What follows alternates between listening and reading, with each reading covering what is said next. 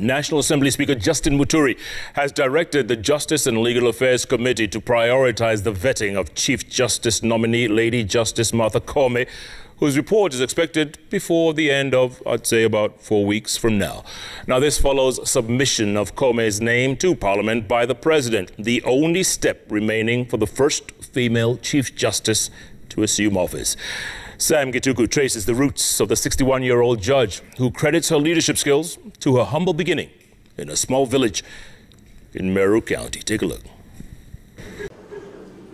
By law, the Justice and Legal Affairs Committee should report back to the House in 28 days, during which time they should consider Justice Martha Koome's suitability to be the new CJ.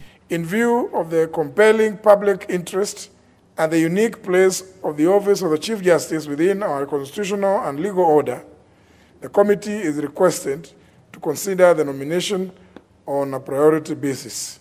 When we pray, He hears and He answers. In Gituku village of North Imenti of Meru County, Salome Maingi is elated. She is a relative of Justice Koome, who has known her since the judge was 2 years old when she got married into the family. When it was announced Martha Koome would be CJ, she was in her farm and was startled by the spontaneous reaction. Then I had screams. I told another person, please run to Mother's house, see what is happening. I picked the phone from the house. Kama nataka msaada tuwasaidie. Unajua sikujua ni nini. Kufika huko nikakutana naye hapa. Ni nini? Hapana. Ni wanasherehe. Martha Koome amekuwa CJ. Nikakimbia huko. Karibu nianguke hapo. It was so... Nikakuja nyumbani hapa. Nikakuta watu wako. Tukaimba nyimbo zetu za Kimeru. Tukafurahi. Justice Koome has had a legal career of 33 years, 18 of them as a judge. She has held various leadership positions, but she traces it all to her beginnings. From a polygamous family of 18 children, 2 mothers, she learned leadership circumstantially. As the 8th child of my mother struggling to, as a peasant to put food on the table, I started mimicking her to see how I can help her reduce the burden on her. So I started working hard. Sasa kazi yake ndiye alikuwa anapikia sisi chakula. She's a very good cook. Unajua anajua kupika mzuri sana. Hata ile uji ya Kimeru kutengeneza kukio ochuru. Anajua sana hata kupika hiyo kitu yote. A woman of many firsts would appear to have taken inspiration from the women in her early life. Then my sister, who had beaten the odds in 1973, also graduated as a teacher. Graduation was celebrated in the village as the first one. And I told myself as a little girl then, I am going to graduate. How? I didn't know. Alikuwa iko mzee magistrate. Alikuwa anaitwa jaji. Sasa wakati Martha aliona yeye na vile anatembea, Martha akakuja akaniambia, unajua mimi nitakuwa jaji. So dream yake kuwa jaji ilianza 1973. Ikuanza sasa.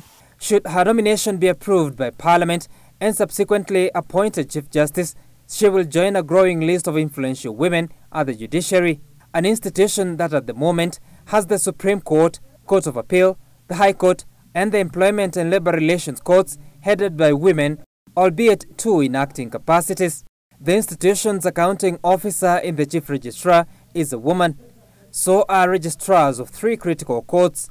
Directors of 3 critical directorates are also women. Justice Martha Koome will be the first female Chief Justice in a long history of 14 male Chief Justices. Should she serve until retirement, meaning the year 2030, she will become the longest-serving Kenyan Chief Justice of Kenyan descent. For her, though, her gender is no factor for the job. Leadership to me, simply put, is like driving a car. Whoever sits on the driver's seat, so long as you have the proficiency of driving, you have a driver's license, you know how to drive the car will go. That is the same as leadership. Whoever sits on the leadership seat, all you need are skills. Her previous life was marked by activism, clamor for law and constitutional reforms for the recognition of rights.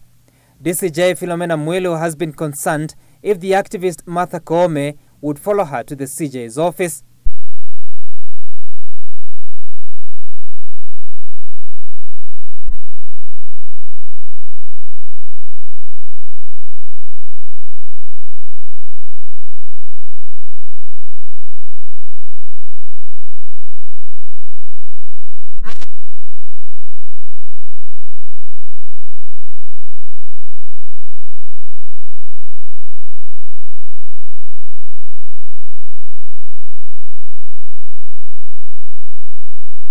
Mimi nafikiri she is in the right place. She can make it. But she is. Hiyo kazi amepata itamfiti. Maana si mtu wa mambo ile ya kuexaggerate. Back at Gituku, a mommy's little girl has been kept with befitting recognition. A recognition that raises the profile of the village as they wait for the coronation of their queen. Sam Gituku, Citizen TV.